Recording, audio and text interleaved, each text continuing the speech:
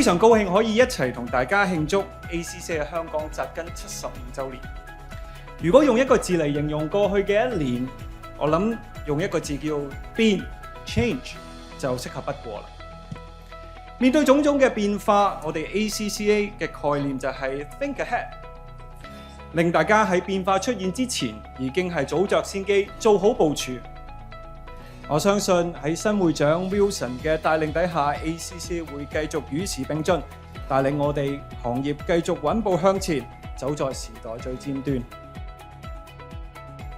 今年75週年，其實對好多人嚟講係一個好具意義嘅數字嚟嘅。喺 Stanley 手上接任 ACCA 香港分會會長呢個職務呢，其實好有壓力，亦都係一種推動力。我會同新一屆嘅理事會成員呢，用2句說話：堅守初心，擁抱創新嘅原則，繼續為我哋嘅所有會員提供最好嘅服務。希望 ACCA 能夠成為各位會員同埋合作夥伴嘅 timeless partner， 一齊進步，迎接轉型，為業界同埋社會創造更大嘅價值。同時亦都希望大家繼續同 ACCA 一齊 think ahead， 創未來。今日嚟到呢度咧，我特別輕鬆開心，因為好似返咗娘家咁。ACCA 成立75週年，今日喺呢度我見到好多好朋友，一啲好拍檔。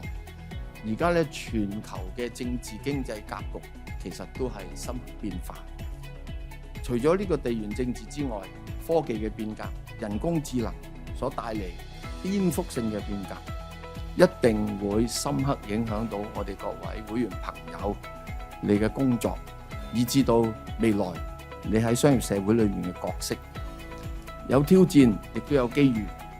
我個人意見認為係總係機遇大過挑戰。